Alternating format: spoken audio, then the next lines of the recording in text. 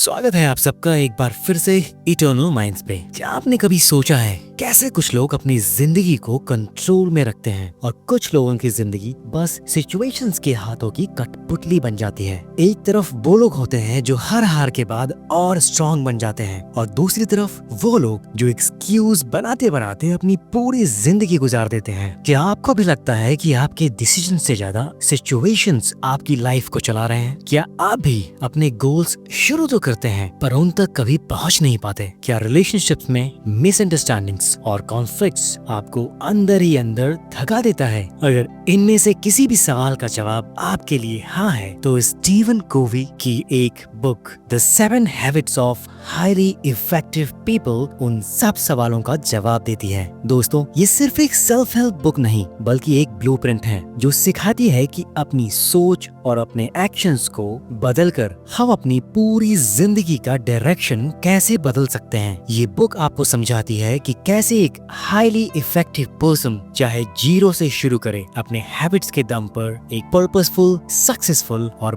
Balanced life खड़ी कर देता है और एक इनइफेक्टिव पर्सन चाहे रिसोर्सेस, टैलेंट और अपॉर्चुनिटीज सब कुछ लेकर भी अपने खुद के हैबिट्स की वजह से आगे नहीं बढ़ पाता। तो दोस्तों, अगर आप भी अपनाना चाहते हैं हाईली इफेक्टिव लोगों की आदतें तो अगले कुछ मिनट आपका डीप फोकस इस वीडियो पे होना चाहिए। तो आइए अब शुरू करते हैं।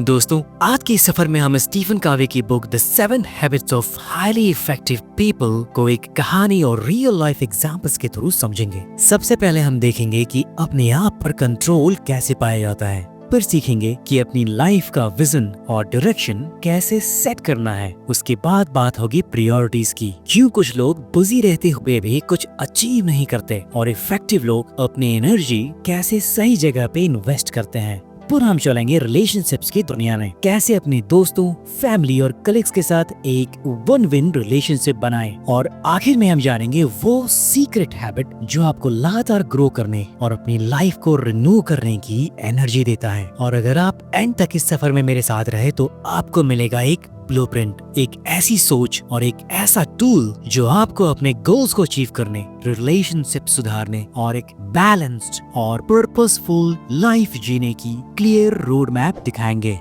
दोस्तों, इस बुक को हम 3 स्टेज में समझेंगे और स्टेज 1 है सेल्फ मास्टरी, जिसके अंदर हम 3 हैबिट्स को कवर करेंगे। सो स्टेज 1 का हैबिट 1 है बी प्रोएक्टिव।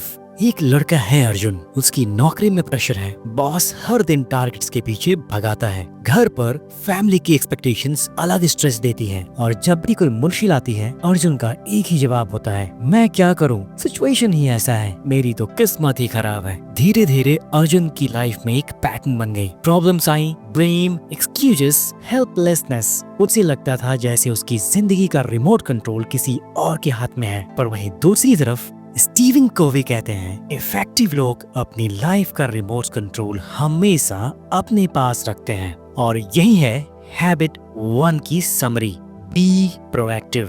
प्रोएक्टिव लोग समझते हैं कि मेरा रिएक्शन मेरी चॉइस है, चाहे बॉस कुछ भी बोले, चाहे दुनिया कितनी भी अनफेयर हो, आपके पास हमेशा एक पावर होती है और वो पावर है अपना रिस्पॉन्स चूज करना। स्टीवन इस चीज को 2 पॉइंट्स में समझाते हैं। नंबर 1, सर्कल ऑफ कंसर्न, जो चीज आपके कंट्रोल के बाहर है, जैसे पॉलिटिक्स, वेदर, बॉस का मूड। और दूसरा है सर्कल ऑफ इन्फ्लुएंस, जो चीजें आपके कंट्रोल में हैं, जैसे कि आपका डिसीजन, आपके एक्शंस और आपका रिएक्शन। इनइफेक्टिव लोग अपना टाइम बस सर्कल ऑफ कंसर्न में बर्बाद कर देते हैं, पर वहीं दूसरी तरफ प्रोएक्टिव लोग अपना ध्यान सर्कल ऑफ इन्फ्लुएंस पे रखते हैं और इसी वजह से उनका इन्फ्लुएंस बढ़ता चला जाता है। सोच के देखिए, आप अपना ज्यादा टाइम कहाँ लगाते हो, कंप्लेंट्स में या सॉल्यूशंस में? दोस्तों, आज से एक छोटी सी प्रैक्टिस शुरू कीजिए। जब भी आपको लगे कि कोई सिचुएशन आपको स्ट्रेस दे रहा है तो तुरंत लिखिए, इस सिचुएशन में ऐसा क्या है जो मैं कंट्रोल कर सकता हूँ, और फिर बस उसी पर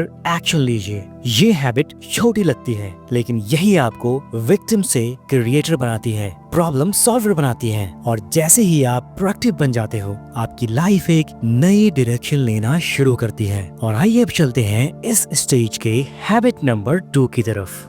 habit 2 is begin with and in mind. एक बार अर्जुन अपने एक दोस्त से कहता है, यार मैं रोज इतना हार्ड वर्क करता हूँ, इतना बिजी रहता हूँ, फिर भी लगता है कि मैं कहीं पहुँच नहीं रहा। उसका दोस्त मुस्कुराया और बोला, अर्जुन तुम गाड़ी फुल स्पीड में चला रहे हो, लेकिन तुम्हें क्या ये पता है कि जाना कहाँ है? और यही है हैबिट 2 का lesson, that begin with and in mind. कुछ भी शुरू करने से पहले आपको अपना गोल सही से और क्लियरली पता होना चाहिए।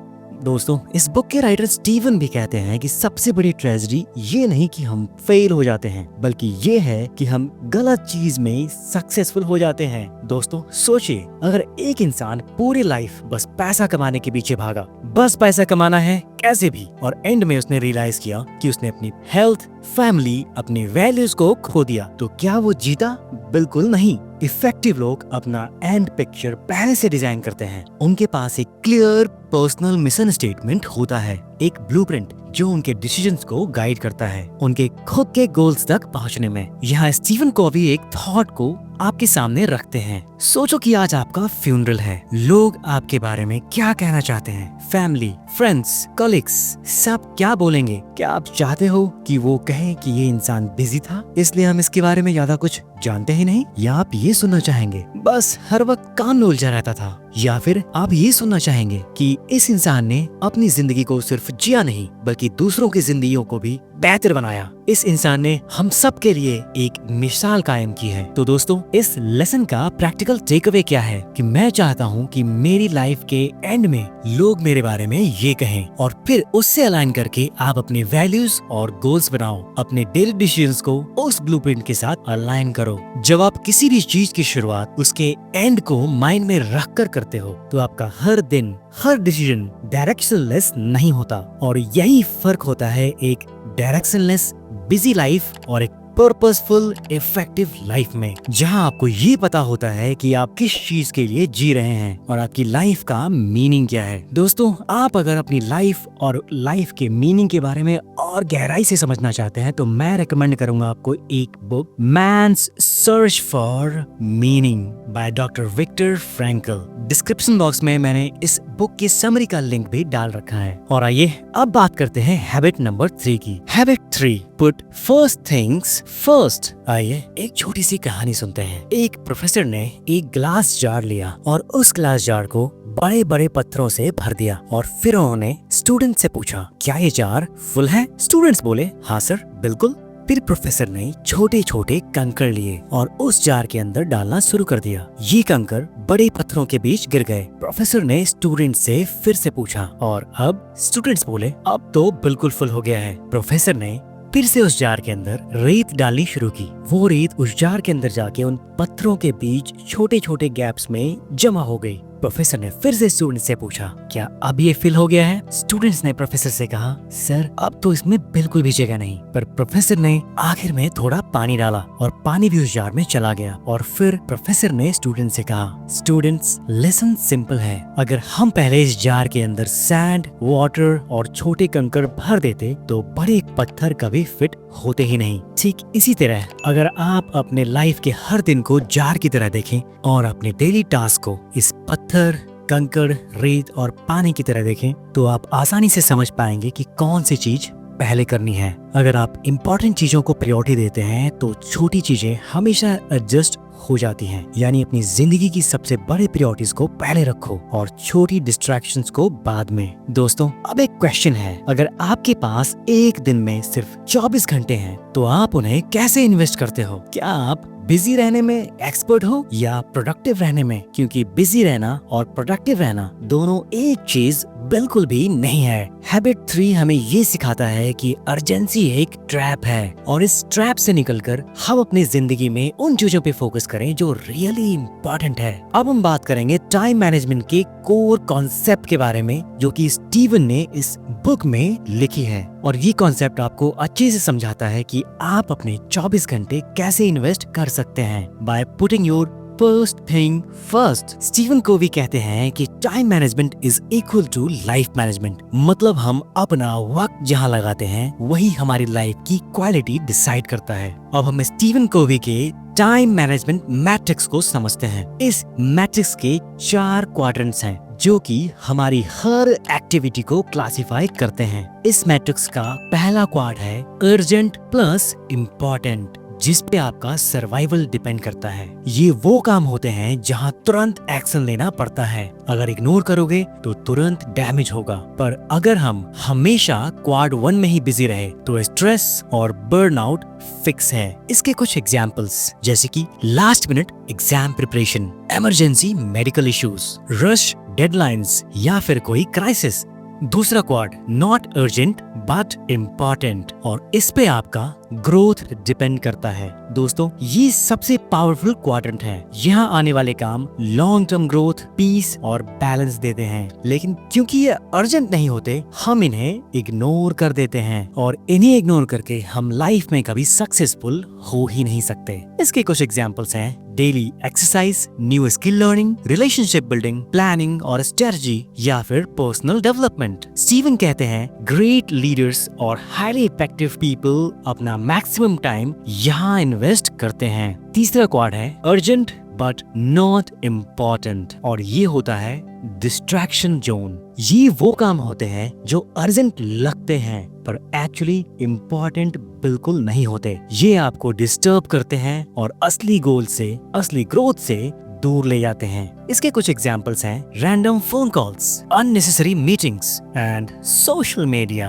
और आखिर में चौथा क्वाड है not urgent and not even important, और ये होता है टाइम वेस्टिंग मोड। ये zone pure time killer zone कहलाता है। थोड़ी देर रिलैक्सेशन बिल्कुल ठीक है, पर अगर ये ज्यादा होता है तो ये आपका टाइम और लाइफ दोनों वेस्ट कर सकता है। इसके कुछ एग्जाम्पल्स हैं binge watching, endless gaming, gossiping, social media and random phone scrollings. दोस्तों यहाँ आप अपने आप से एक सवाल पूछ सकते हो कि आप क्वाड 2 में कितना टाइम इन्वेस्ट करते हो। आप क्वाड 2 को कितनी प्रायोरिटी देते हो, या आपका ज्यादा टाइम अर्जेंट फायर्स बुझाने में लगा रहता है, या आप एक स्ट्रॉन्ग फाउंडेशन बिल्ड कर रहे हो। इस चैप्टर से मेजरली 3 टेकअवेज हैं। अपनी वीकली प्लानिंग करो, सिर्फ अर्जेंट टास्क नहीं ग्रोथ एक्टिविटीज भी लिखो। नंबर 2 नो बोलना सीखो उन चीजों को जो इम्पोर्टेंट नहीं है। नंबर 3 हर दिन एक छोटा क्वाड्रेंट 2 टास्क जरूर कंप्लीट करो। दोस्तों अब हम पहुंच चुके हैं स्टेज 2 में, और स्टेज 2 है relationships and influence means public victory, और इसके अंदर भी हम 3 हैबिट्स को देखेंगे। तो कंटिन्यू करते हैं हैबिट 4 से। Think win win. सोचिए कि एक कंपनी के लिए एक नेगोशिएशन होने वाला है, और इस नेगोशिएशन के लिए 3 लोगों को सेलेक्ट किया जाता है। पहला था रमेश, जो हर कॉस्ट पे जीतना चाहता है। रमेश की सोच है कि दूसरे को हराए बिना उसकी जीत इनकम्प्लीट है। और दूसरा इंसान था सुरेश, जो हमेशा कॉम्प्रोमाइज करता था, दूसरों की खुशी के लिए अपना फायदा छोड़ देता था। और दूसरा इंसान था महेश, जो कि विन विन सोच रखता था। महेश की सोच थी कि अगर दोनों तरफ फायदा मिले तो ही डील पूरी होती है। तो दोस्तों आपको क्या लगता है इन तीनों में से कौन सा इंसान बेहतर होगा कंपनी की इस डील को क्रैक करने के लिए? और सबसे बड़ा सवाल ये है कि लॉन्ग टर्म में किसकी अप्रोच सबसे सस्टेनेबल होगी? आप अपनी राय कमेंट बॉक्स में जरूर बताइए। चलिए अब हम बात करते हैं 4 core concept of mindsets. Number 1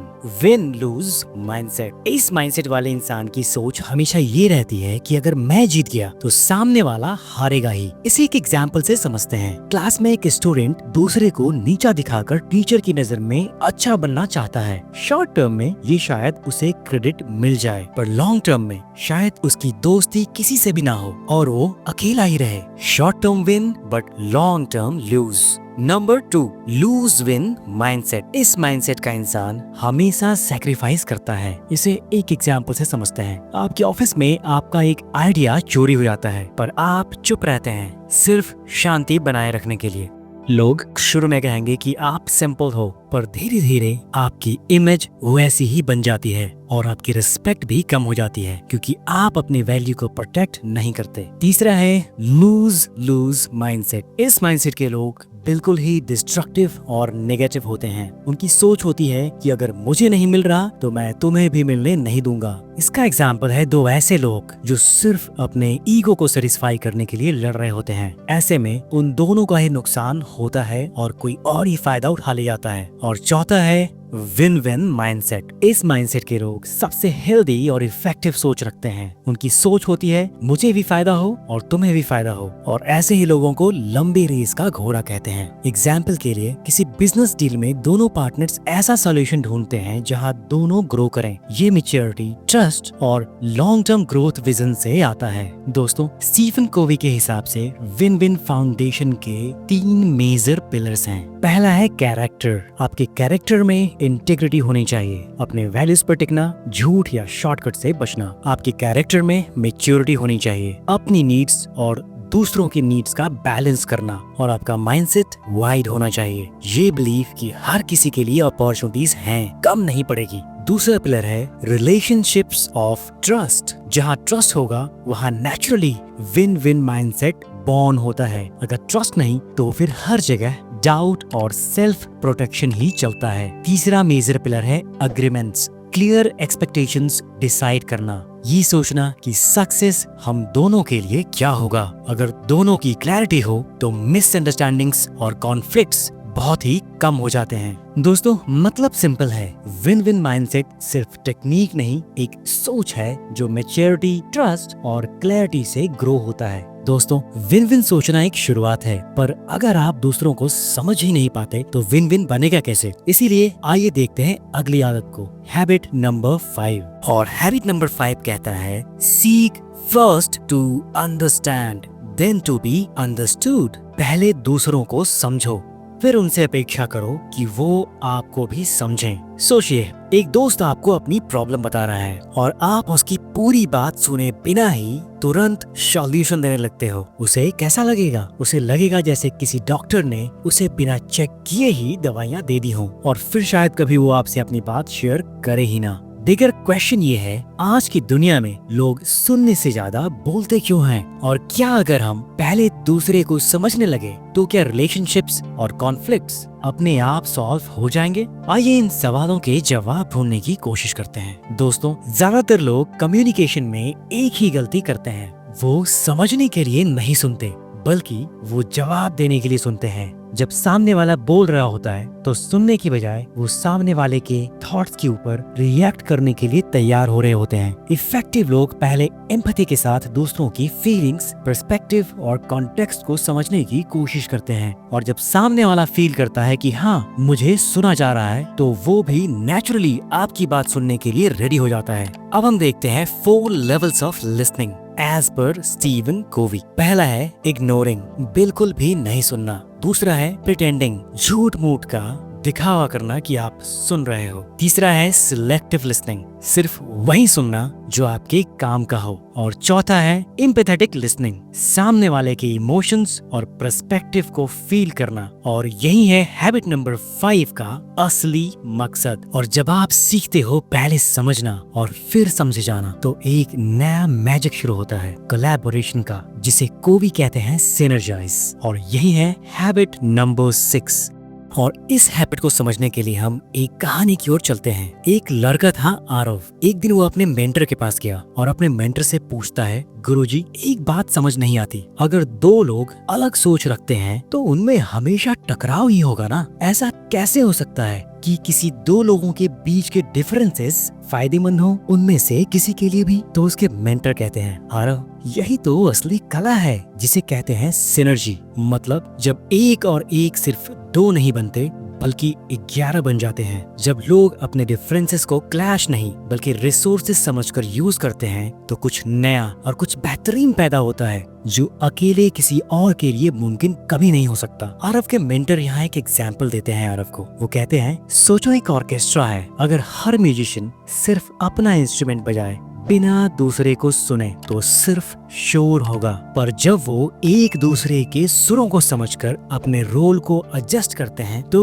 एक म्यूजिक बनती है, और वो बेहतरीन म्यूजिक किसी एक इंस्ट्रूमेंट से कभी नहीं बन सकती। फिर आरव को रियलाइज होता है, वो कहता है, अच्छा, मतलब डिफरेंसेस गलत नहीं होते, गलत तो तब होता है जब हम उन्हें समझते नहीं। मेंटर कहते हैं बिल्कुल, किसी एक टीम में कोई विजनरी होता है, कोई डिटेल ओरिएंटेड होता है, कोई रिस्क टेकर होता है और कोई स्टेबलाइजर होता है। अगर सब एक जैसे होते तो वो टीम कभी एक्स्ट्रा ऑर्डिनरी रिजल्ट्स नहीं ला पाती। डाइवर्सिटी ही उनकी स्ट्रेंथ है, ना कि वीकनेस। फिर आरव पूछता है, पर अगर दो लोगों के आइडियाज बिल्कुल अपोजिट हों, जैसे कि एक कहता है कि सेफ प्ले करो और दूसरा कहता है कि रिस्क लो, फिर क्या होगा? मेंटर कहते हैं यही सिनर्जी का असली एग्जाम है। कॉन्फ्लिक्ट्स को सप्रेस करने के बजाय दोनों आइडियाज को एक्सप्लोर करो। कभी सेफ प्लान के अंदर एक छोटा कैलकुलेटेड रिस्क लिया जा सकता है। इससे दोनों सेटिस्फाइड रहते हैं और नया सॉल्यूशन भी निकलता है। स्टीफन कॉवी कहते हैं valuing differences is the essence of synergy. अगर तुम सबको एक जैसा बनाना चाहते हो तो तुम इनोवेशन का दरवाजा बंद कर देते हो। फिर आरव कहता है, तो इसका मतलब अगर मैं सिनर्जी को सीखना चाहता हूँ तो मुझे अपनी सोच को खुला रखना होगा और दूसरों की सोच को थ्रेट नहीं, एक अपॉर्चुनिटी की तरह देखना होगा। मेंटर कहते हैं बिल्कुल सही। सिनर्जी शुरू होती है ट्रस्ट और रिस्पेक्ट से। अगर तुम जेन्युइनली समझने की कोशिश करते हो तो नेचुरली ऐसे सॉल्यूशंस मिलते हैं जो पहले किसी के माइंड में अकेले नहीं आए थे। दोस्तों, हैबिट 6 हमें सिखाता है कि अगर आप लोगों की यूनिकनेस को एक्सेप्ट करके क्रिएटिवली कोलैबोरेट करना सीख जाओ तो आपके रिजल्ट्स मल्टीप्लाई हो जाते हैं। टीम वर्क, पार्टनरशिप्स, रिलेशनशिप्स, सब में एक नई एनर्जी आती है जो कि एक इंसान कभी अकेला अचीव नहीं कर सकता। स्टीफन कोवी ने सिनर्जी के लिए 3 मेजर रिक्वायरमेंट्स बताई हैं। पहला है हाई ट्रस्ट। बिना ट्रस्ट के कोलैबोरेशन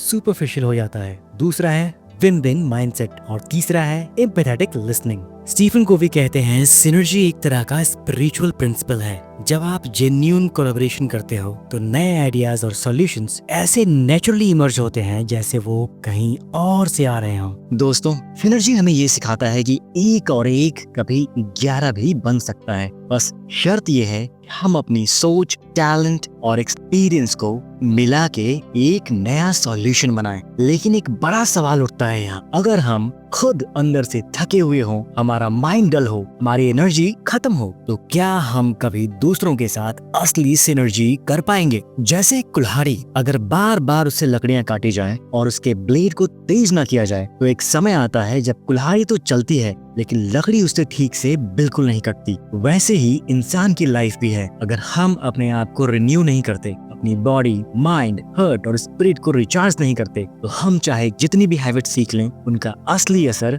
खत्म हो जाता है। इसीलिए खुद को अपडेट रखना, अपनी स्किल्स को और शार्प बनाना उतना ही जरूरी है। और शायद इसी वजह से स्टीवन को भी अपने 7 हैबिट के सफर को एक पावरफुल एंड के साथ कंप्लीट करते हैं। तो हम बात करेंगे आखिरी स्टेज और आखिरी हैबिट की, stage 3 renewal and habit 7 sharpen the saw.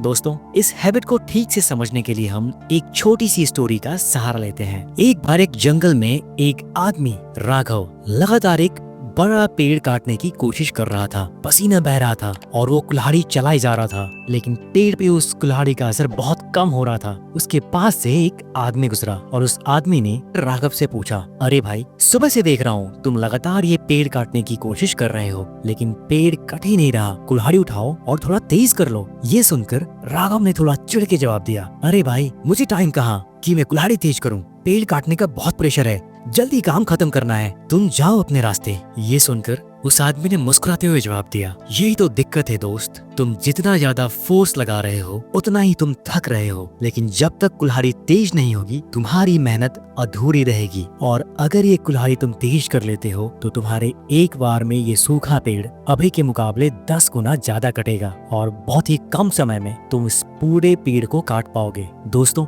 जिंदगी भी कुछ ऐसी ही है। हम दिन रात भागते रहते हैं, काम करते रहते हैं, लेकिन खुद को रिन्यू करना, खुद को रिचार्ज करना, खुद को अपडेट करना भूल जाते हैं। इस बुक के राइटर स्टीवन कोवी कहते हैं कि शार्पन द सॉ का मतलब है अपनी बिगेस्ट एसेट खुद को मेंटेन करना। अगर हम खुद को ही नेग्लेक्ट कर देंगे तो बाकी 6 हैबिट्स का असर धीरे धीरे खत्म हो जाएगा। और इस बुक में स्टीवन कोवी ने बताई हैं 4 डायमेंशंस ऑफ रिन्यूअल। नंबर 1 है फिजिकल, आपका शरीर। जैसे एक एथलीट अपनी बॉडी को ट्रेन करता है, वैसे ही हमें अपने हेल्थ को मेंटेन करना चाहिए। दूसरा है मेंटल, बुद्धि। इसके लिए जरूरी है पढ़ना, लिखना, सीखना, प्रॉब्लम सॉल्विंग, दिमाग को तेज रखने के लिए हमेशा नॉलेज अपडेट करना। तीसरा डायमेंशन है इमोशनल या सोशल, जिससे आपका हृदय जुड़ा हुआ है और इसके लिए जरूरी है रिलेशनशिप्स, एम्पैथी, लव, सर्विस, अपने इमोशंस को समझना और हेल्दी कनेक्शंस बनाना। और चौथा और आखिरी डायमेंशन है स्पिरिचुअल, जिसका जुड़ाव सीधे आपके आत्मा से है और इसके लिए जरूरी है meditation, prayer, journaling, connecting with higher purpose. अपनी वाई को याद रखना जो जिंदगी को एक डायरेक्शन देता है, अपनी जिंदगी के मीनिंग को याद रखना जो कि जिंदगी को एक पर्पस देता है। दोस्तों, अगर आप हर दिन थोड़ा समय खुद को रिन्यू करने में लगाओ तो आपकी प्रोडक्टिविटी, आपके रिलेशनशिप्स, आपका पीस ऑफ माइंड सब डबल हो सकता है। जैसे कुल्हाड़ी तेज करने से पेड़ आसानी से कट सकता है, वैसे ही सेल्फ रिन्यूअल से जिंदगी के बड़े बड़े पेड़ आसानी से कट जाते हैं। दोस्तों, सोच कर देखिए, अगर आप अपनी जिंदगी में 7 habits of highly effective people को जीना शुरू कर देते हो तो क्या बदलेगा। आइए इसे देखते हैं कंक्लूजन में। हैबिट 1 से आप अपनी जिंदगी के ड्राइवर बन जाते हो। हैबिट 2 से आपको एक क्लियर विजन मिलती है। हैबिट 3 आपको प्रायोरिटीज सेट करना सिखाती है। हैबिट 4 रिलेशनशिप्स में विन विन माइंडसेट बनाती है। हैबिट 5 कम्युनिकेशन में एक मैजिक की देती है, पहले समझना और फिर समझे जाना। हैबिट 6 क्रिएटिविटी और टीम वर्क को मल्टीप्लाई करती है। और हैबिट 7 आपको हर रोज रिन्यू करती है ताकि आप कभी थको नहीं, कभी रुको नहीं। और जब ये सारी हैबिट्स एक साथ चलती है तो एक एवरेज इंसान भी एक्स्ट्रा ऑर्डिनरी बन जाता है। एक ऐसा इंसान जो चाहे जीरो से स्टार्ट करे, वो अपनी जिंदगी को ना सिर्फ ट्रांसफॉर्म करता है बल्कि दूसरों के लिए भी एक रोशनी बन जाता है। दोस्तों, स्टीवन कोवी कहते हैं, we are free to choose our actions but we are not free from consequences of those actions. आज जो आप चुनेंगे वही कल आपकी कहानी बनाएगा। तो अब सवाल ये है, क्या आप अपनी कहानी खुद लिखना चाहते हो या सिचुएशंस को आपका ऑथर बनने दोगे? चॉइस आपके हाथ में है और आपके हैबिट्स आपके साथ। दोस्तों, अगर आपको ये कहानी मीनिंगफुल लगी तो एक लाइक तो बनता है और हम इटर्नल माइंड्स पर ऐसे ही बुक्स और लाइफ चेंजिंग आइडियाज को स्टोरी टेलिंग में लेकर आते रहेंगे। तो सब्सक्राइब करना मत भूलिए ताकि अगला चैप्टर मिस ना हो and hit the bell icons for notifications. मैं आपसे मिलता हूँ अगले वीडियो में, तब तक के लिए नमस्कार।